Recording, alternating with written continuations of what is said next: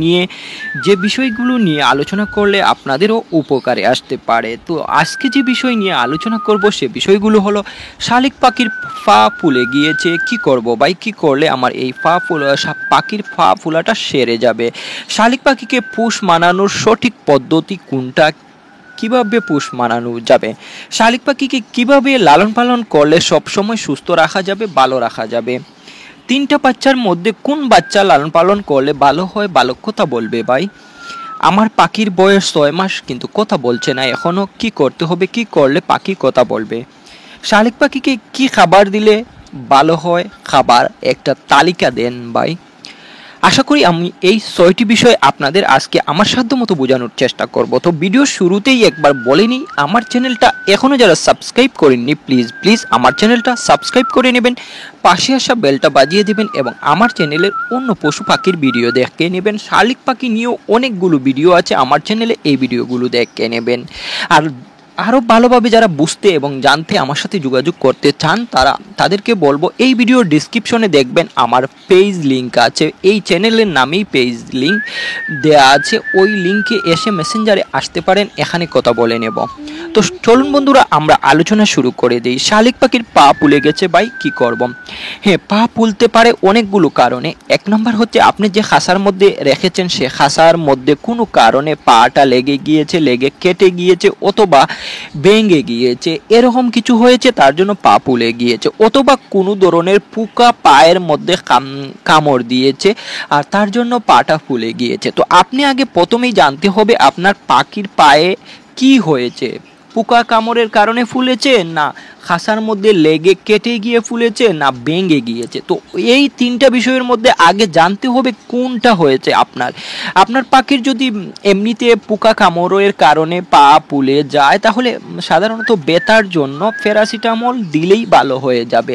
আর যদি পা ভেঙে যায় তাহলে এই প্যারাসিটামলে কাজ করবে না, আপনাকে করতে হবে কি, আপনার স্থানীয় উপজেলা পশু চিকিৎসকের পরামর্শ নিয়ে এই পায়েতে ব্যান্ডেজ করে নিতে হবে, অথবা কোনো ধরনের মেডিসিন দিবে উপজেলার পশু চিকিৎসক, এই মেডিসিন ব্যবহার করতে হবে। তবে পাখির ক্ষেত্রে মেডিসিনগুলো ব্যবহার করা খুব কষ্টসাধ্য হয় পা ভেঙে যাওয়ার পর। তবে এই পাখিটাকে এমন জায়গায় রাখতে হবে, মুক্ত করা যাবে না যতক্ষণ পর্যন্ত পা ভালো না হয়েছে। তো আসল কারণ হচ্ছে আপনার পাখি কি কারণে পা ফুলেছে এটা আগে জানতে হবে। 2 নম্বর হচ্ছে যদি পোকার কামড়ে পা ফুলে যায় সাধারণ প্যারাসিটামল দিলে সুস্থ হয়ে যাবে, ভালো হয়ে যাবে। আর পা যদি ভেঙে যায় তাহলে পশু চিকিৎসকের পরামর্শ নিতেই হবে।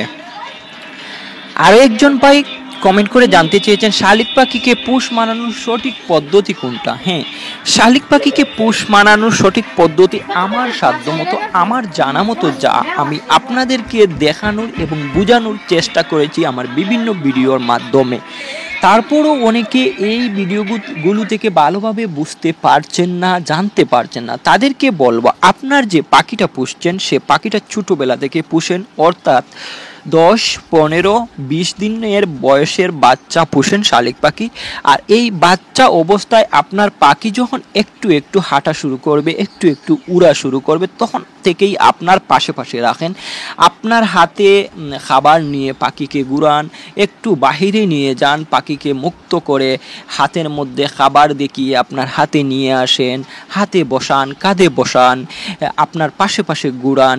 এভাবেই পাখিকে শুরুটা করতে হবে পোষ মানানোর। একটা সময় এসে দেখবেন আপনার পাখি আপনাকে আর ভয় পাচ্ছে না, আপনার পাখি খাবার খেতে অথবা আপনি শীষ দিলে আপনার হাতে এসে বসে যাচ্ছে, কাঁধে এসে বসে যাচ্ছে, মাথার উপর এসে বসে যাচ্ছে।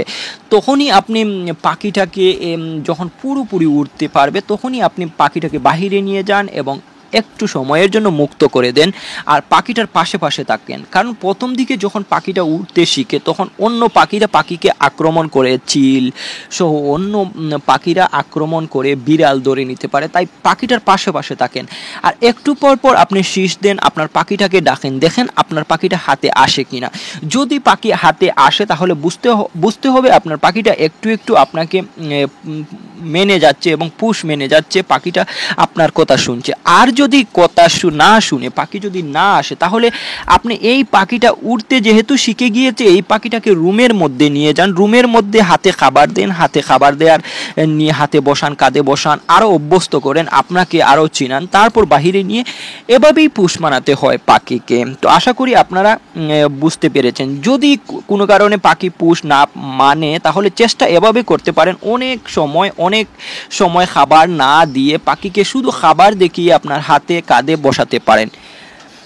তারপর আরেকজন ভিউয়ার কমেন্ট করে জানতে চেয়েছেন পাখিকে কিভাবে লালন পালন করলে সব সময় সুস্থ রাখা যায়। হ্যাঁ, পাখিকে যেভাবে লালন পালন করবেন, আপনি যে খাঁচাতে পাখিকে রাখবেন এই খাঁচাটা সবসময় পরিষ্কার রাখবেন, পাখিকে ডেট ওভার খাবার দিবেন না, ড্যামেজ খাবার খাওয়াবেন না, খাঁচাটা পরিষ্কার রাখবেন, পাখির যে বিষটা এই বিষটাটা সব সময় পরিষ্কার করে রাখবেন, দুর্গন্ধ যাতে না হয়। আর কখনো নোংরা পানি পাখিকে দেবেন না।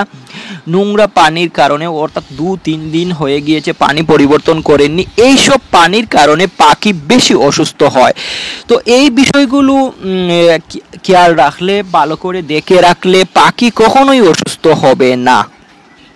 আর যদি কোনোভাবে পাখি অসুস্থ হয়ে যায়, তাহলে অসুস্থতার লক্ষণ দেখে পাখিকে চিকিৎসা দেবেন। আমার অনেকগুলো ভিডিওতে পাখি অসুস্থতার বিভিন্ন লক্ষণ এবং কি চিকিৎসা দিবেন আমি ভালোভাবে বুঝিয়ে দিয়েছি। এই ভিডিওর শেষ দিকে আমি আমার শালিক পাখির প্লেলিস্টটা দিয়ে দেবো, এখান থেকে আপনার যেটা প্রয়োজন, যেটা জানতে চান, সেই শালিক পাখির প্লেলিস্টে ক্লিক করে এই বিষয়টা সম্পর্কে আরও ভালোভাবে জেনে নেবেন।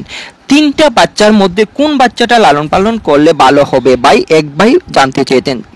উনাকে আমি বলতে চাই, ভাই আপনি যে শালিক পাখির 3টা বাচ্চা এনেছেন, এই 3টা বাচ্চার মধ্যে সবচেয়ে বড় বাচ্চা যেটা, এই বাচ্চাটা পুরুষ পাখি হবে, এই বাচ্চাটা আপনি লালন পালন করেন। এই বাচ্চাটা লালন পালন করলে পাখিটাও সুন্দর হবে, বড় হলে আবার ভালো কথাও বলবে, অর্থাৎ পুরুষ পাখিগুলো বেশি কথা বলে, ভালো কথা বলে। তো আপনি এই 3টা বাচ্চার মধ্যে বড় বাচ্চাটা আপনি লালন পালন করতে পারেন। আমার পাখির বয়স 6 মাস, কথা বলে না, কি করব ভাই?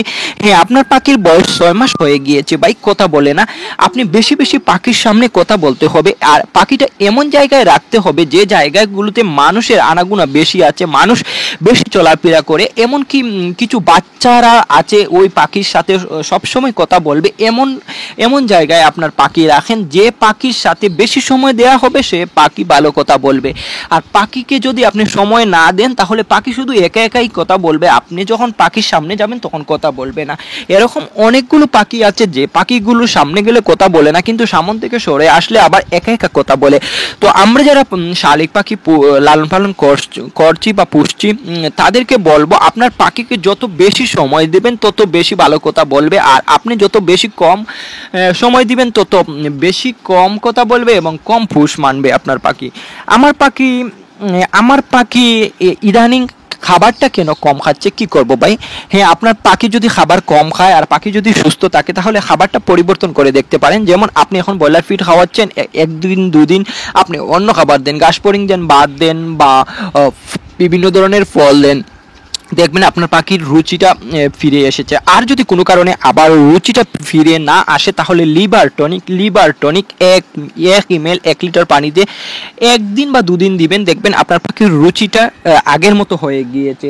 শালিক পাখিকে কি খাবার দিলে ভালো হয়, সবসময় কি খাবার দেওয়া যায়? হ্যাঁ, শালিক পাখি আমি যেরকম পুষি, আমি যেভাবে লালন পালন করি, আমি শালিক পাখিকে মূলত বিভিন্ন ধরনের